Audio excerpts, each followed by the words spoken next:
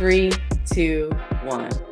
Tracy, welcome to the December 26er podcast. How are you? I'm great. Thank you so much for having me. I'm Thanks for excited to being talk with you here. today. I'm excited. As I mentioned before we pressed play, I've been knee deep in your latest release.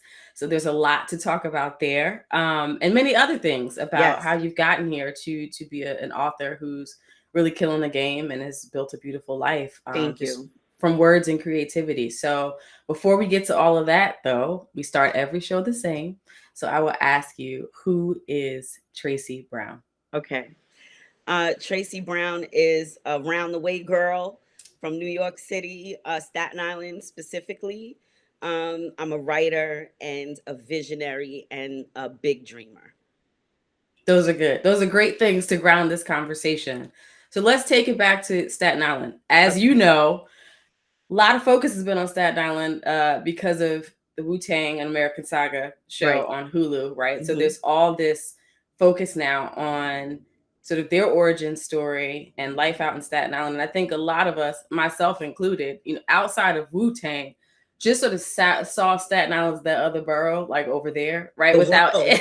The world yes, sees it that way. Yeah. yes, I will admit that, right? Yeah. Like Hmm. all I knew was Wu Tang. That was Right. it. But Right. there are many folks who grew up in this community and have come out of that and done amazing things. And in your case, are also writing about it now and grounding stories in that community. Yeah. So tell me about growing up and what was that like for you as a child and a teen.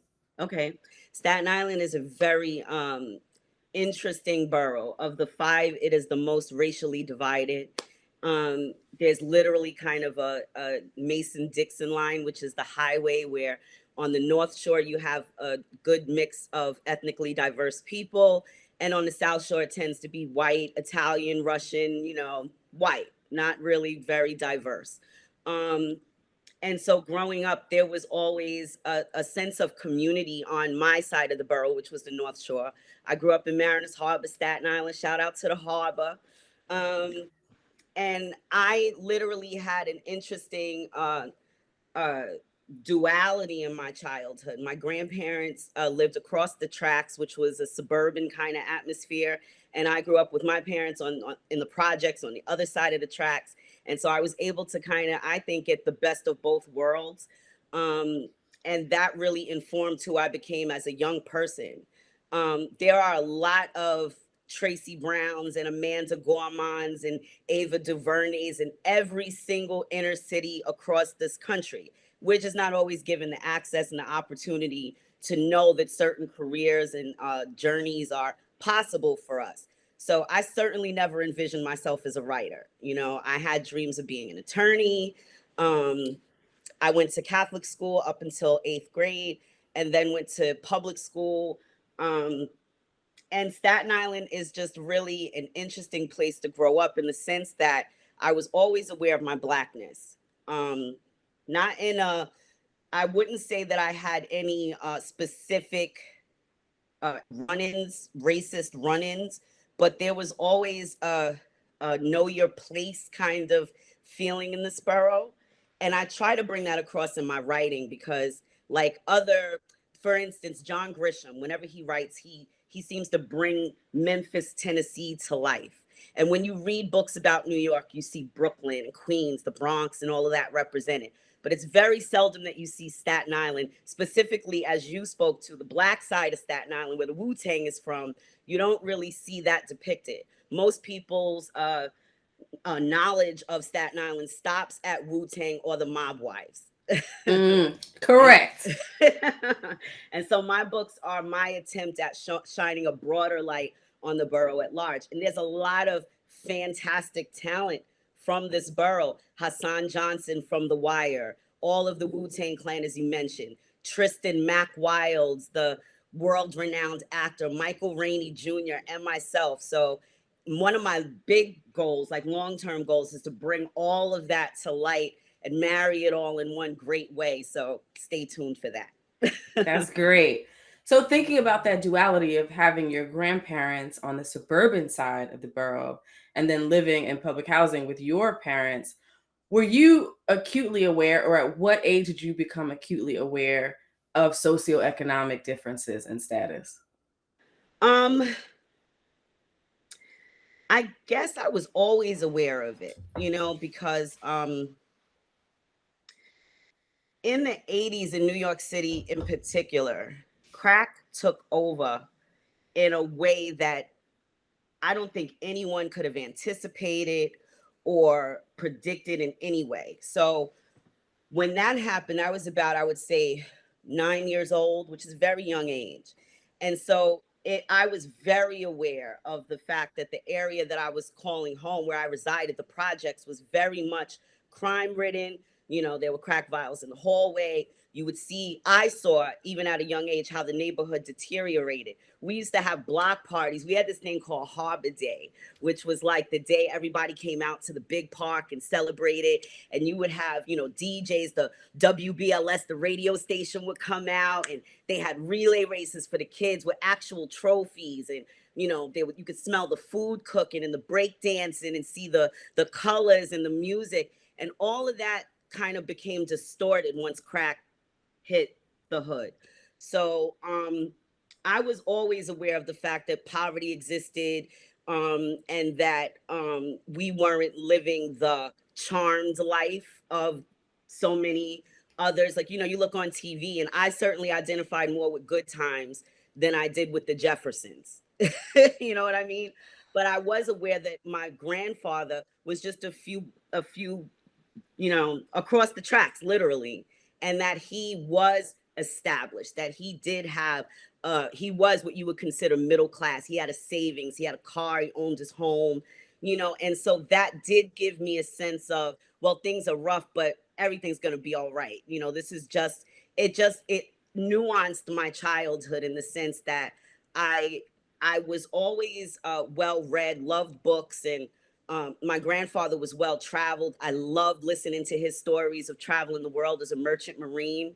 My grandfather was illiterate, never learned to Mm. read or write. He was the 13th of the last of 13 children born in his family in Marietta, Georgia, migrated to New York, and really became a huge success. So that was always palpable to me, that you could do anything.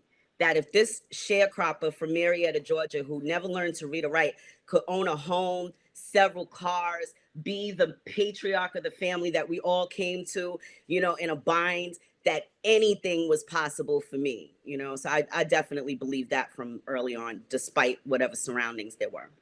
So having that vision, but being in this environment, how were you able to ward off outside influence, right? I Because a wasn't, lot girl.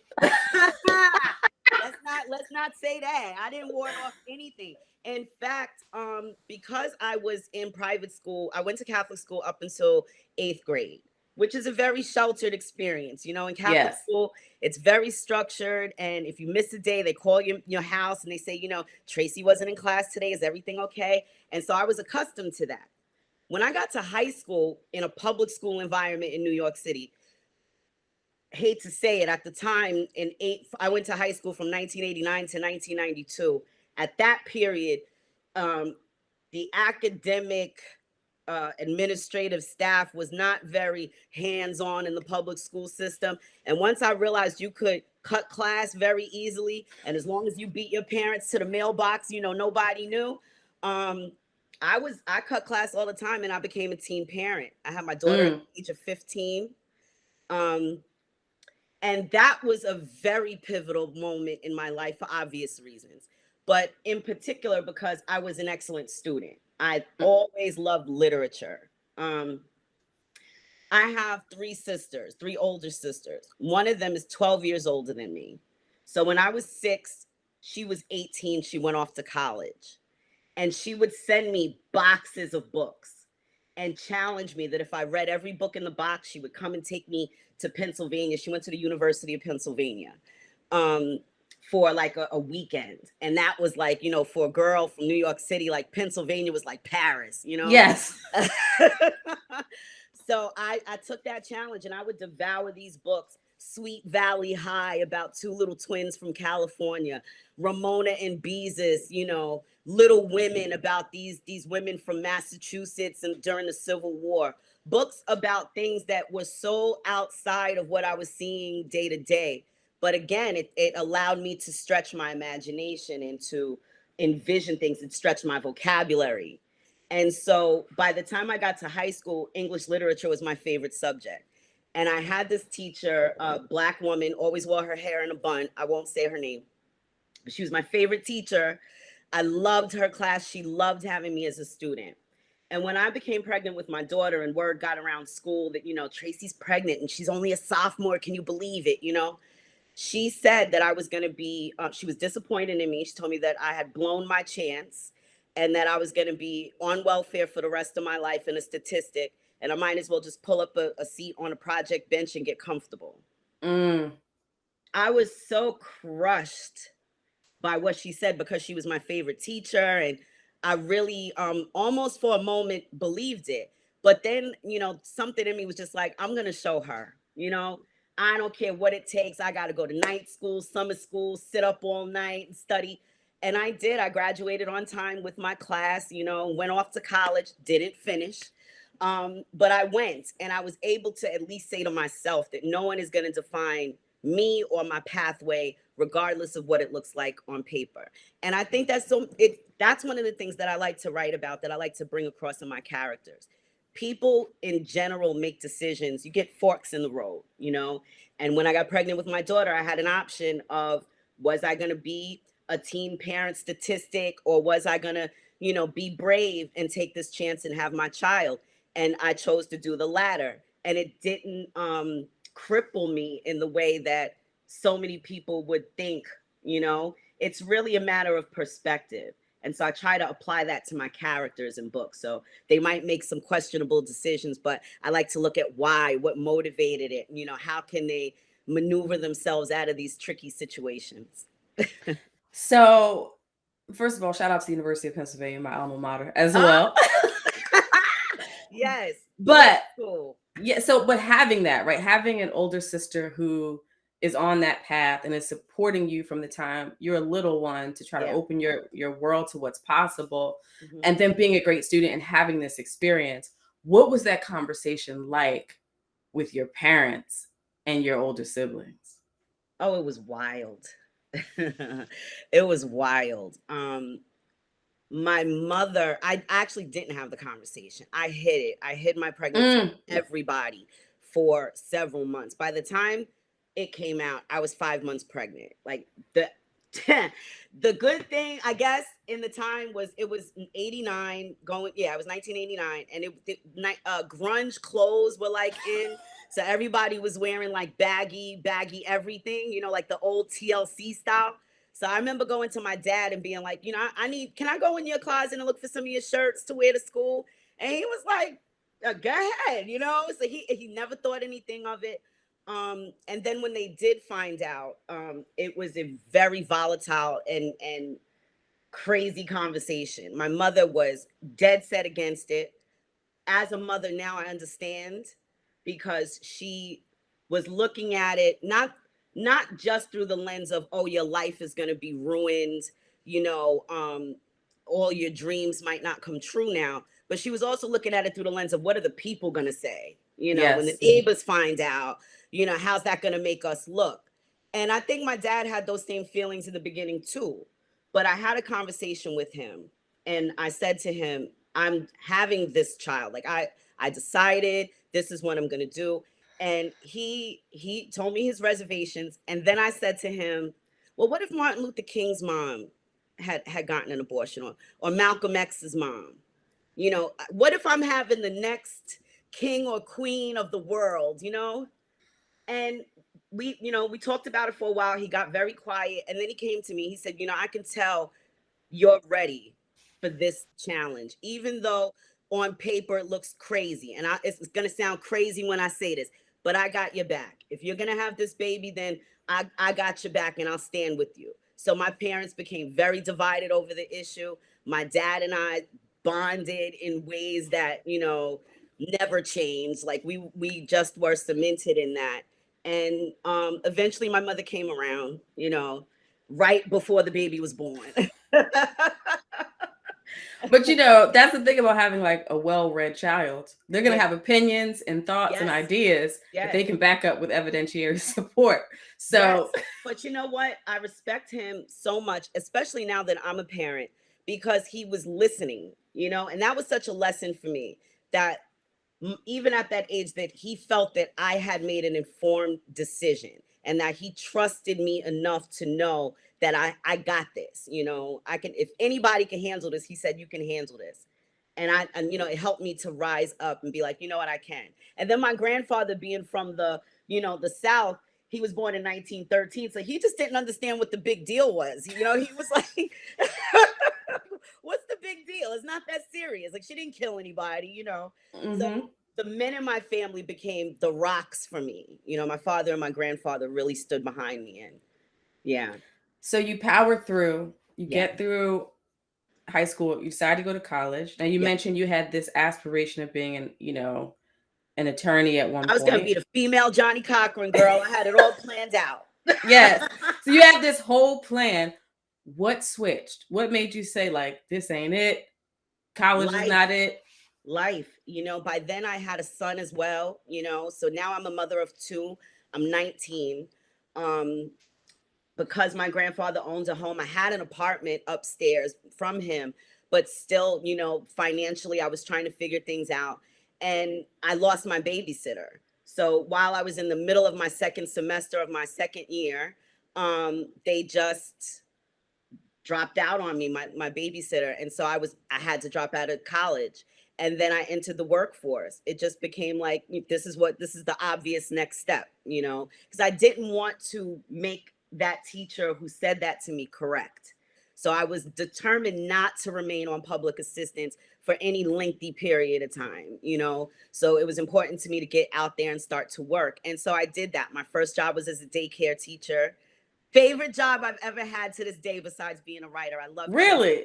Oh my God, I was so fulfilled. I worked with children ages 2.5 to 5 years old, and the children that age have such a fresh perspective on life. Like, if you go to work with kids that age and you're still grumpy at the end of the day, like, something is wrong with you. If you sing the wheels on the bus every morning, like, come on, it goes round and round. Life goes round and round. It's gonna be all right. Listen, I know several people who work with little ones and Yeah. they don't have the perspective that you It depends on the age, I'm sure. If I was dealing with like some middle school kids or maybe even elementary at a certain age, I might feel differently. But that specific age group, I would do it again in a heartbeat. Like, when I do like get old and like I can't do anything else, I'll probably like oversee some kind of daycare center for kids, be like the director. Yes. So you're in this job that you actually love. Was Yeah. there a part of you though that felt like, man, I left my dream behind. I'm not going to finish school. Were you grappling with that as well? Yeah. And I was afraid more than anything, because when you can't see what's on the other side, every day is a gamble. I felt like, waking up, it's like, all right, let me just get through this day. The kids got to get to school. I got to put food on the table. Let me go to work. Let me do what I have to do. And that just became a cycle for many, many years. I went from working as a daycare teacher to working at Easy Pass. I worked on Wall Street for a while. And then I found a position that became my long term career, which was legal billing. So I was Mm. working in a corporate law firm, rubbing elbows with the movers and the shakers. In some fashion, it was still fascinating, to me that I was in this field. I was learning legalese, and just I felt like I was still somehow in the realm of where I wanted to be. So I did find fulfillment in that. But I should say that the reading that my sister got me passionate about as a child turned into a love of words. Like, I just loved and was always respectful of the fact that words hold a lot of power. And you could either tear someone all the way down or build them all the way up, depending on how you spoke to them and how you speak to yourself. So if you wake up in the morning and tell yourself, I'm worthless, life's not worth living, then you approach the day that way. But if you wake up and say, you know what, clean slate, fresh start, today is not yesterday, It's a different mindset, words, So um, writing was a passion of mine. I became like a essay writer, a poet, and a short story. I would write songs like all throughout my childhood. I was a diary writer, diary keeper. Um, and then in 2003, while I was working at the law firm as a legal biller, I went out with a friend of mine to a poetry slam. They had these like deaf poetry slam style venues in New York City. And on a dare, I got up on stage and did a poem. I got a standing ovation, was shocked. And as I came off stage, this lady said to me, "You're really good. You should write a book." And I swear it had never occurred to me. It was like one of those like light bulb moments. Had never occurred to me. So that is not how I expected this story to go at all. No. That somebody else made the suggestion that you should write a Yeah. book. Yeah. Because again, growing up where I did, even with my grandfather and all the life that he had lived, you start to believe when teachers like that teacher are speaking to you and saying, well, this is what's going to happen to you. You're going to be on welfare. You're going to be a statistic. As much as you battle against that, part of you internalizes that. And you start to believe that only what you see in your everyday, like, on Sesame Street or Mr. Rogers, there was this like, these are the people in your neighborhood. The Yes. people in my neighborhood were like the bodega owner, the mailman, a home health aide, a security guard, like that. So I thought like that's really as big as you can dream. Maybe a teacher. Then when I got the job at the law firm, I was like, oh, well, wow, well, I'm already doing a lot here. So writing, I never met an author in my life at career day. It's like an astronaut. We know they exist. Somebody's doing it, but I don't know anybody that's doing that. I can't say Right. I know an astronaut. So somebody's writing, but I didn't know any writers. So it just didn't seem, especially not having a degree. I never got a college degree, never having taken any real creative writing course, aside from whatever was assigned to me in school. It just didn't seem like something I could do until that woman said it to me. And I was like, well, maybe I got a little talent at writing. Um, and I went home that night and started what became my first novel. So somebody like makes this suggestions to you. You had never thought about it before, and then No, you come home and start writing. So how did you conceptualize an idea? I decided to write about myself because I always felt like my story, if I ever tell it, and even what I did write was just a small microcosm of my life. Because if I were to tell it all, like that, I have had such a roller coaster wave of life that I just knew that I had something at least in the telling of being a teen mom. And so that's where I began. I began with this character named Kaya, who grew up in a very much similar environment to my own. I fictionalized it a bit, took a few of my childhood girlfriends and changed their names and gave them, some, personality traits. And I wrote this book about these two teenagers who fall in love and become teen parents and all the drama that goes on around that. And I sent it out. I didn't know where to begin. Um, so I started to call like Penguin Books and Random House and all of those, and I found out that it's interesting that major publishers won't look at your work unless you're represented by an agent, and an Yes. agent won't necessarily take you as a client unless you've been published. So it's kind of like a kid fresh out of college with a degree, and you got the degree but no experience. And everybody won't give you a chance until you've got some experience. But how do you get experience if no one will hire you? So I looked at some of the smaller, like at the time, urban fiction was real popular. The Coldest Winter Ever and Yes. Dutch and True to the Game and all of those books were out. So I started looking at the backs of those books and seeing like who their publishers were. And I sent out like 3 chapters at a time to 4 different publications, and I got back 3 offers, 1 rejection. And the rest was like history. I signed a deal and my writing career began. So, you hear these stories of people saying, like, I wrote this book and books that have become wildly successful, but I've got umpteen rejections, or, Yeah. I spent years trying to get on. Now, your first run out of the gate, only one rejection. One, and 3 offers.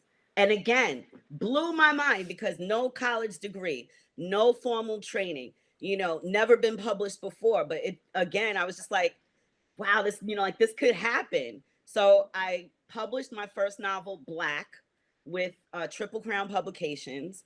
And then my second novel, Dime Piece, with the same publication. Dime Piece became a bestseller, Essence Magazine, USA Today. And then the major publications came calling me. So while you're writing these books and having this success, are you still on a day job? Yeah. Okay, so you're Yeah. you're balancing both. Absolutely, because I'm a single mother at this point of 3 children. Um, and I just always felt like I need the medical insurance. I need the steady. The thing about writing or I feel like any creative career is the money can be, it pours in today and then it's a drought for a year or two, or months at a time, who knows, so I couldn't gamble like that as a single mom of 3. So I kept my day job. I cranked out novels on the side and went on book. I would take my vacation time to go on book tour. So, like corporate law, if anybody knows about that, no matter what role you're in, it can be all consuming, right? They Yeah. they pay you well because they want your focus to be at that Yeah. place. And that place, it's strong personalities, it's a lot going on. And I think the struggle that a lot of creatives have, or people who have aspirations to do something else, is by the time they get home, Yeah. there's nothing left in the tank. So how were you pushing yourself to crank out this material on top of having this day job? This is where I have to give, and through all of it, I have to say, I give credit to God. None of this could have been possible without His grace and without His pushing me and giving me the ability to do what I did. And now, now that I'm in my 40s, I started writing professionally when I was 29. And I think being younger then gave me, and I was excited by it. It really, I'm a Gemini too. So what I felt like was like during the day, I was kind of Clark Kent and I was doing my billing work, and then I would come home at night and have a glass of wine, light some candles, pull out my computer and write. And it was like using two sides of my brain. I would sit up until the wee hours of the morning writing until and then go to sleep for 3 or 4 hours and go to work. I swear I couldn't do that now. Like, but at the time, I just had this grace that for those several years, I wrote a book a year for like 5 or 6 straight years. And That is amazing. I can't even imagine, while working a full-time job and raising 3 kids, I couldn't imagine doing it at this age. So I'm grateful that I started at the time that I did. And you know what's so funny? We always talk about this black don't crack and all this other stuff, but I am realizing there is a very real difference in energy level in your 20s. Yes. And Yes. when you get to those late Yes. 30s, You might 40s, look great, but you're tired. I am learning to accept that. Like, I don't have what I did back No, then. I It just is don't. I very wish different. I did. So these big offers start coming, Yeah. right? What are you feeling like at this point? I just mesmerized, like just shocked. The good thing with working at the law firm was that I had partners that were friends of mine that I could say, could you look at this contract and tell me, what I should be afraid of, what I should, cut out. And many of those attorneys still remain friends of mine to this day. I just was floored. And really, I saw it as an opportunity to show my children that you can do it. Like, you can do it. Even if things look bleak, you can do it. And so I was constantly aware of them watching me. So I tried to make the best decision that I could financially. And I wound up signing with St. Martin's Press in 2008. By then I was 2 books in and I had 2 written. So, and I've been with them ever since. So I found an agent, Sarah Camilli. She and I have worked together out of the 11 books that I've written, 9 of them have been with Sarah. Mm. So, yeah. So, and I love that you brought up that right out the gate, went to college but didn't finish. And Right. that is important on the show for us to show that A, we're not a monolith. Right. And B, there are many paths to success, right? Absolutely. I think because of what we've accomplished as a people, Mm-hmm. sometimes we can get caught in this narrative of like, graduate, go to school, Yeah. get a good job, what we consider to be a natural trajectory towards financial stability, Right. and a successful career. And that's just not the case for everybody. No, no. I wish it were, because Hmm. my dream was to go to Spelman. I wanted that life that I saw on A Different World. I Yes. wanted to hang out with Whitley and Dwayne and all of them, you know. But when I had my child, that just was not a realistic goal. You can't go away to college with a baby, you know, and leaving her behind was never part of my. I didn't even think about that. So then I had to make use of the schools that were in New York City, which not a bad place to be. People come from all over the world to go to school in New York, you know. So I went to John Jay College of Criminal Justice. Shout out to John Jay. And I really, in the 2 years that I was there, year and a half, I discovered so much about myself and about my blackness, because Staten Island is so culturally lacking that I didn't have the full experience of what it is to be black, you know, growing up here, because um, you just don't have access to everything that you have in all the other boroughs. Brooklyn, you know, there's a drum beat, there's a sense, there's, you know, you see people of all different ethnicities blending together, and I didn't really have that experience until I went to school in Manhattan and started to really branch off. Mm. So this experience that you've had as growing up in Staten Island, Yeah. you brought that into your early work, using your own personal story. But how did your writing process change as you get into book, 5, 6, 7? I think in the beginning I thought about writing in the way that I'm a reader first. So as a writer, I tried to approach it the same way I'm interested in reading. So when I read a book, I like for page one, paragraph one to grab me, you know? So I was more focused on the entertainment value of the story for, I would say, books 1 through 3, um, or maybe 1 and 2, you know? Then I realized that I have a platform that is coveted. Someone said to me, you know, there are people who've studied for years and gotten degrees and PhDs and they've never written a book. Mm-hmm. And that hit me. Like by then I had written two, and you know, one in the stash, and I was like, wow, you know, well, then I should say something. It shouldn't just, and which is interesting because I don't know that white writers think that. You know, Mm.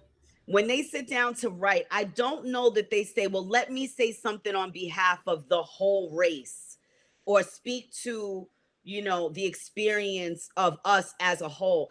They just, like, for instance, Friends, you know, a television show about four people, you know, friends hanging out or whatever. I don't know that that would resonate as well with in an urban setting, for several reasons. And I don't know that I wasn't sure if I would be doing a disservice to just lightly write about something like that, you know? So then I decided that I had an opportunity to really show us the urban, the gritty, the ugly side of us, raw, but in a sympathetic way, so that the thug who's selling drugs on the block isn't this monster, this boogeyman. He's a boy who once dreamed of being a fireman. How, you know, because when I go to these career days and I talk to kids and I say, well, what do you want to be when you grow up? There are boys and girls, they're 5 and 6 years old. The boys never say, I want to be a drug dealer, a hustler, a pimp. The girls never say, you know, I want to be a trap queen. So how does that happen? You know? So when I started to create these characters by book 3 and 4, I wanted to explain, how does Born in White Lines get to the block? How does he become the kingpin in the neighborhood? What was his backstory? And then how does Jada become a crackhead? Like, where did her path divert? What, you know, and then when their paths cross, what does that look like? So, and it humanizes, I think, the story, because a lot of, I think, urban fiction is sensationalized, guns and drugs and, you know, gunplay and violence, but there's so much more to it than that. At least there was with the people I saw growing up, the guys I saw hustling and going to jail, the girls that I saw, you know, having babies by these guys. They didn't look like what I saw on TV and in the movies. You know, it wasn't that black and white. There was certainly more nuance to them, and so that's what I try to bring out. Yeah, and I mean, I'll tell you, when we start talking about like urban fiction, I will be honest with you. Like most of the time, I'm like, oh God, A lot right? of Like people. Yep. because it can be reduced, right, to something that's so simplistic, Yeah. and this sort of fictionalized idea of what that looks like, Right. that it does not resonate with someone like me. But at the Right. same time, I was just having this conversation at the hair salon yesterday.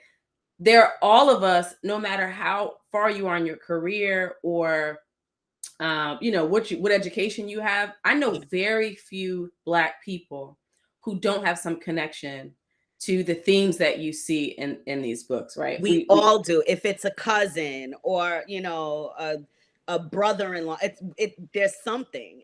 There's some connection.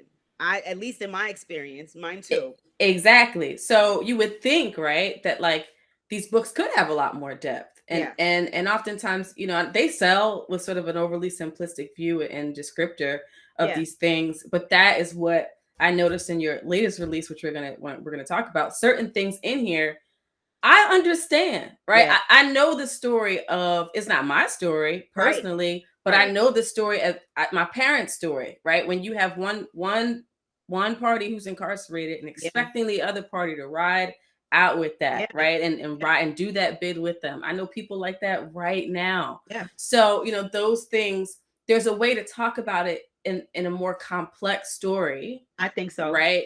Hmm. That it takes, and this is why I struggle with the title urban, Right. because when you So do I. say it, people have the expectation of what they think it is. They, Right. they attach urban with like this, this thing that's not really well thought out and well And developed. dare I say, rightfully so. Because Mm, as an avid reader, I started to see laziness in the plot, in the characters. The Coldest Winter Ever to me is one of the greatest works of fiction, period. Like you could take the word urban out of it and you could set that sucker right up there next to A Tale of Two Cities. And it's mm-hmm. excellent in its depiction of this particular time, this particular place. You can smell it, you can see it, it comes alive for you. But then after that became so popular, people just started to look at that as the formula. You get a big drug dealer, you get a hot girl, you throw some violence in there, and you got a bestseller. And it worked for a long time until, but readers are not, they're not dumb. Eventually they catch on and they want substance. I know I do as a reader. And so, um, again, once I realized the platform that I had and the responsibility that I had to, it was like I saw Tupac do an interview one time where he said that he was a reporter in the hood and this was his report. His songs, his lyrics, his life was his report. And I said to myself, well, then what is your report? What do you have to say? And that has informed my book since then. So I tried to veer away from sex just for sensational purposes or violence where it doesn't fit. And instead of focusing on those things, it's there, but it's so much more about the story, about the characters, about the family, and how everyone's affected by the decisions of one person. So thinking about the work that you've done and you've put into your books, but that really early success that you had, and having a bestseller very early on in the process, now being with St. Martin's Press over time, did you feel more pressure? Like, it's one thing to write and there's no expectations, right? In the beginning, you're just writing. Like, I'm a creative, I'm going to put this out there and see what happens. Now, when you have an agent behind you, Oh you have yeah. publisher, there's editors involved. Did that change your ability to kind of let the story flow freely? Sometimes, yeah, absolutely. You can feel those pressures of, the book is due on this day, and have I gotten it all in there? Um, Absolutely. And then when you have the to me, the book that has gotten them remains the bestseller of mine to this day is White Lines, which was my fourth novel. I'm on book 11. There's always the pressure, I guess, to kind of match or, top, God forbid, that.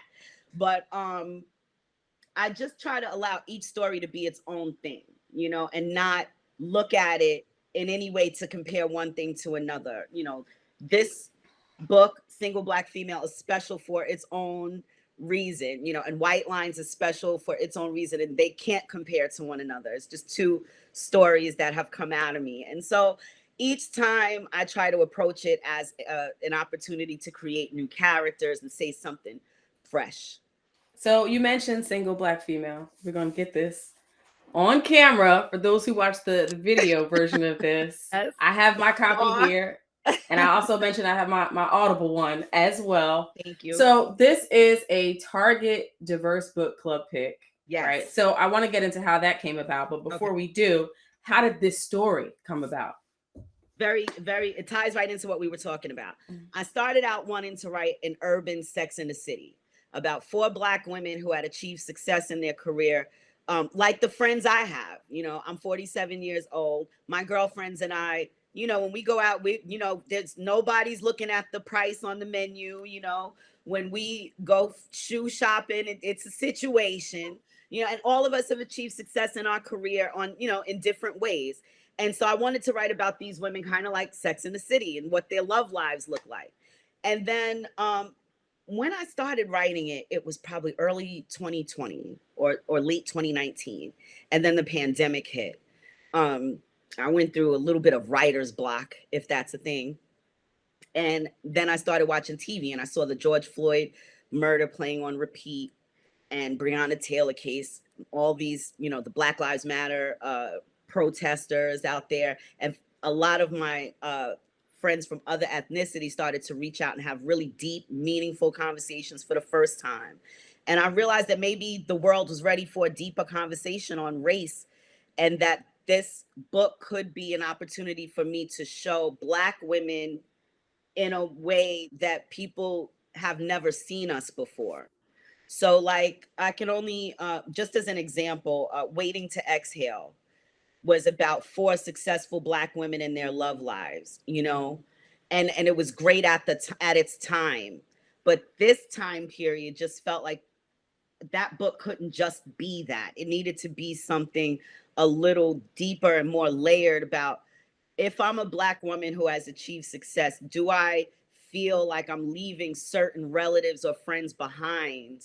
Um, am I doing that, or does it just appear that way? And if I date outside of my race, am I selling out?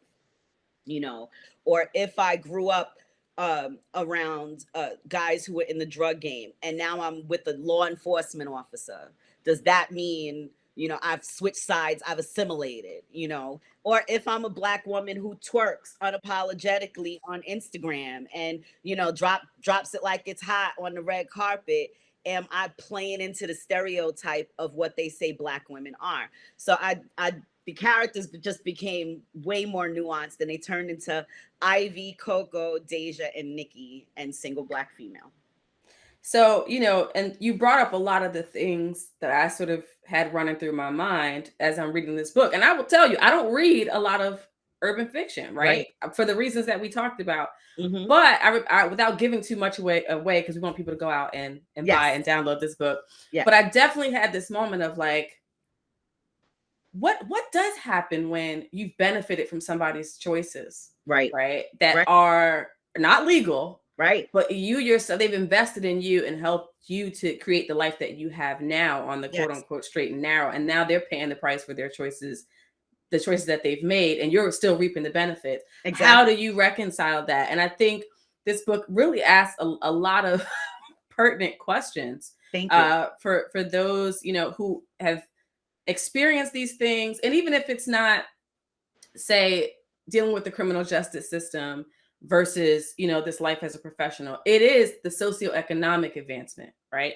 You are now in a place where you've achieved success, you've moved into a different neighborhood, Right. and how do you address those who feel like you've changed, Yeah. or feel like you're now out of touch, or you're pretending to be something that you're Exactly. not? And how do you deal with your own questions around, like, who am I? Am I playing Right. a role for success? Am I playing it safe? And I think those are important themes that do come out in this work, in your latest work here. And also, I'm very impressed that you're talking about writer's block in 2020, and this book is out now. And so like, that's crazy, because who's writing books that quickly? But then that's the positive side of deadlines, is that as a creative, if you're not careful, you'll take 5 years to put out a work. but your editor and your publisher in your ear saying hello, it does help motivate you to push past the block. And what I think writer's block is a lot of times, I think it's a myth. That's why I put it in quotes. Like, I don't know that it's really a thing. I think it's an opportunity for you to switch the environment you're creating from. So if I'm having writer's block sitting in the house, if I go sit in the park and sit under a tree, watch the leaves fall and listen to put myself in a certain mind frame, maybe, things will flow forth. And for me, it was literally seeing the racial divide play out on television. And again, being from Staten Island and it being so racially divided, out of the 5 boroughs in New York City, it's the one that voted for Trump. Mm. And you can see in this borough Trump signs on lawns during the election, with the whole rest of the country is recognizing, the madness that's going on. It was just so racially divided here. And it allowed me to, because the book is set in Staten Island, to show how those worlds would collide here. So I'm, reading the work, or in my case, listening to the work in the audiobook, but now I'm creating visions in my mind about what these characters look like, wanting to see it on a screen, right? How Yeah. would this play out in television? So before, we pressed record here, we were talking about the works that have come out with four protagonists, black female protagonists, and Mm-hmm. telling these stories, and how it has created a lot of chatter Yeah. online, Yeah. on social media, etc. And a couple of different criticisms have been born out of it, right? One is, why can't we have stories of different foursomes being told at the same time? Why does it have to be one Great after point. another? But also, people summarily writing off works on television or in film that don't immediately resonate with them. Yeah. So, we have Run the World, we have Harlem, these shows that have come out and to some buzz. Mm-hmm. And you hear this, like, people on, say, Black Twitter, like, this, I can't relate to this. So then Right. automatically writing it off as, this is not good work. Right. How do you feel about, let's start with the whole, there's not too many stories that can coexist of Black women on television, despite the fact that we have 83 different streaming services now and many Right. different platforms. How do you feel about that? I think it's silly because there's no 4 groups of any people that are the same. So I could be telling the story like Tyler does with Sisters on BET.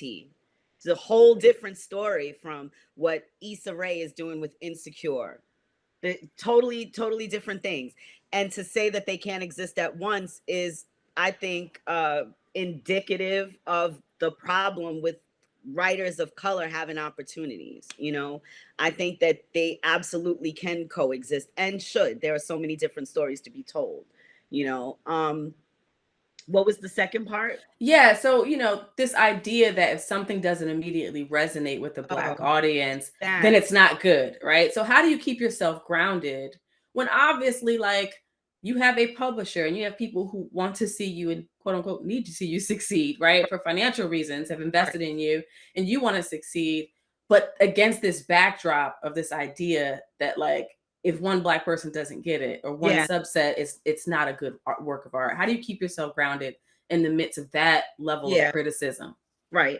Well, everything isn't for everybody, So I try to remember that. That's key to keep in mind. But at the same time, I think that we are often our own worst critics, in the sense that if I'm writing about a hustler and an addict and their love affair, maybe that doesn't resonate with you. But then you're telling me that the vampires in Twilight did, because that's outside of your normal, everyday. So really, what is the issue? Is it that it doesn't resonate, or you don't want to give it a chance? Mm. Because I think if it, for instance, I hear a lot in more educated circles of literature that the issue with urban fiction is that it's only showing a specific side of us.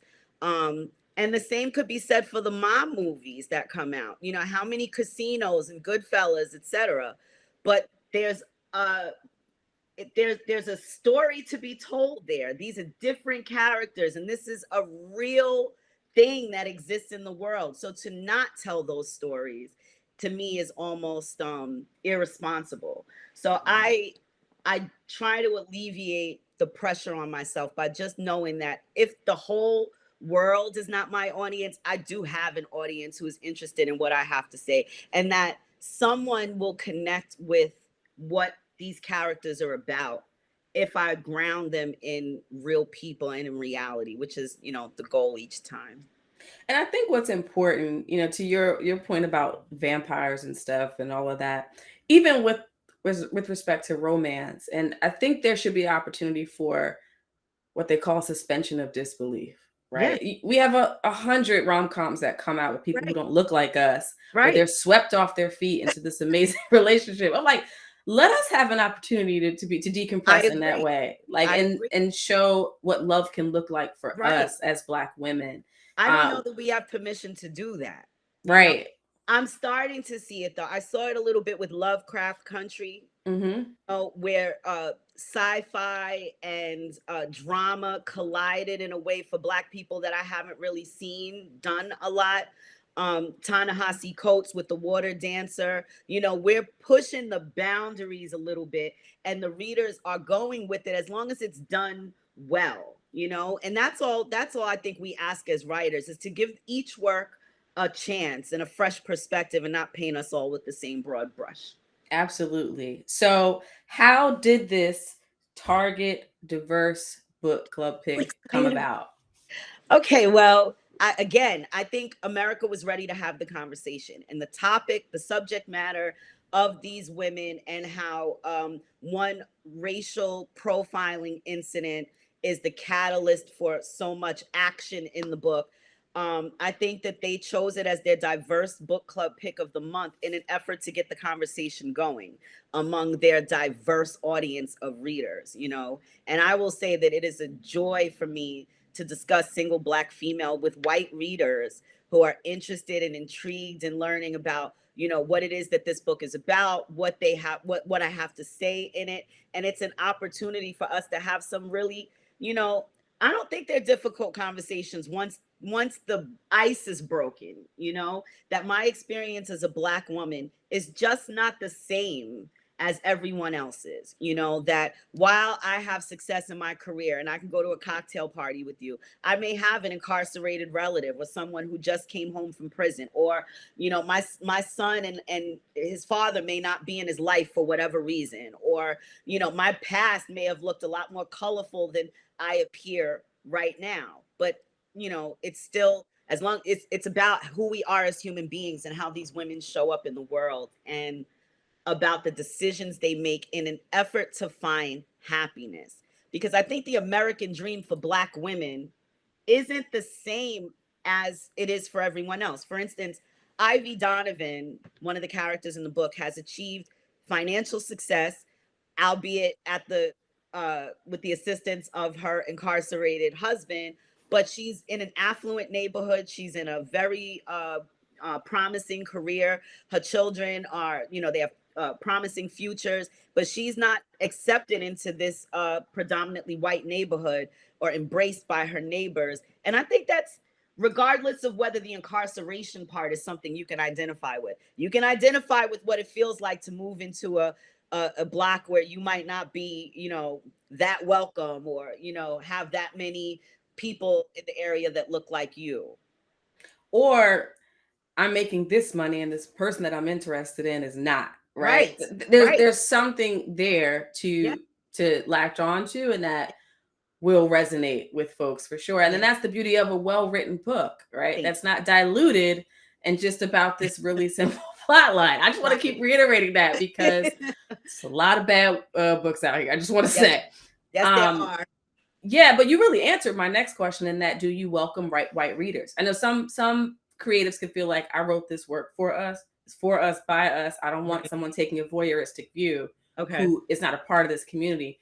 But it seems as though you welcome them reading the work and the conversations that can be born out of that. Absolutely. Because because it's not written in a sensationalized fashion, this is not just drama for drama's sake. I think there's depth to the characters in each of the works, and that if they read it, then a conversation can be had. For instance, White Lines deals with cocaine addiction. That doesn't have any race associated with that.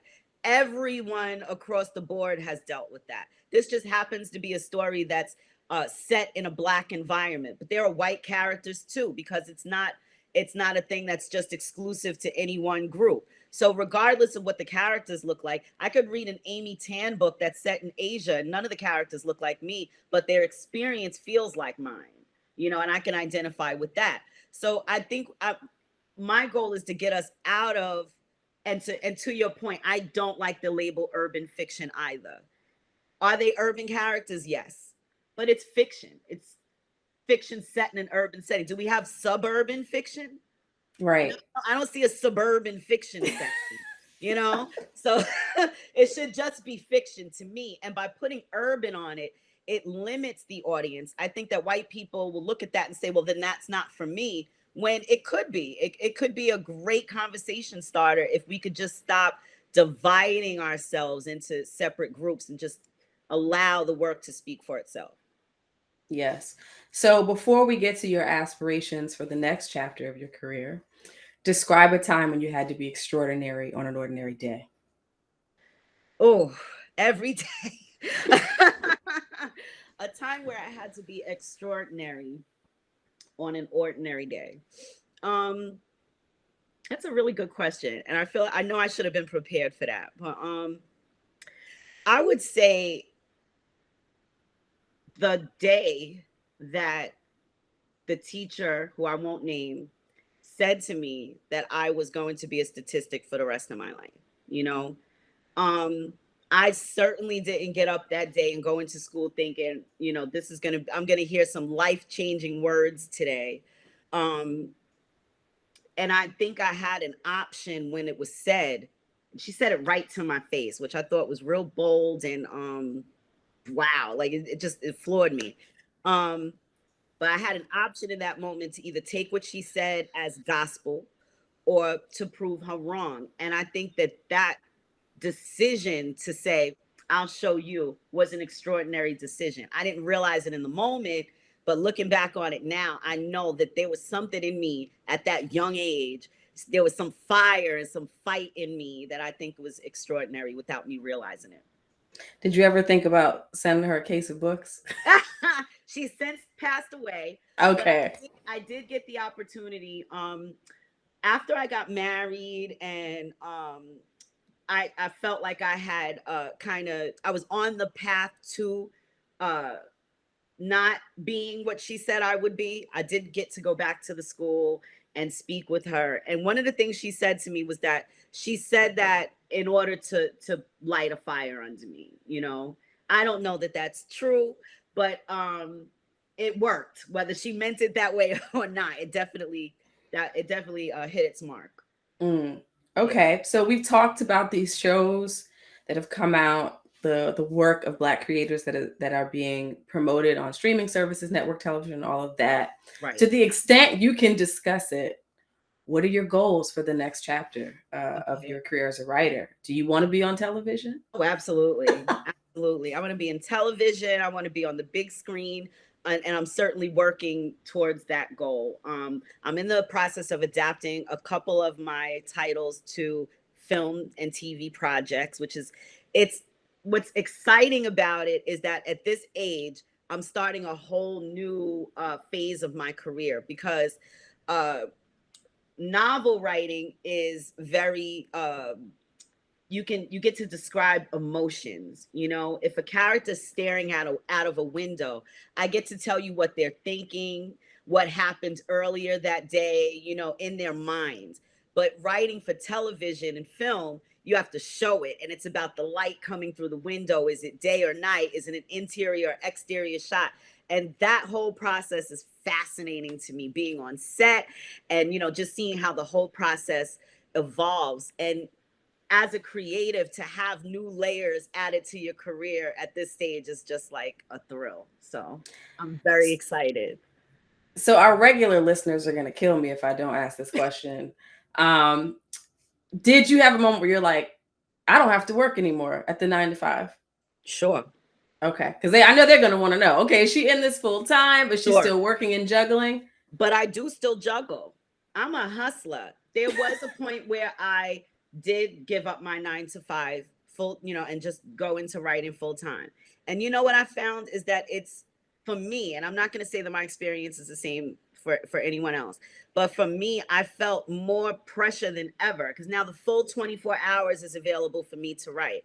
So if I'm in Target, or I'm getting a massage or something, or I'm watching TV, I felt guilt around it, like I should be giving 8 hours of my time to this thing the same way that I was giving it to a legal career.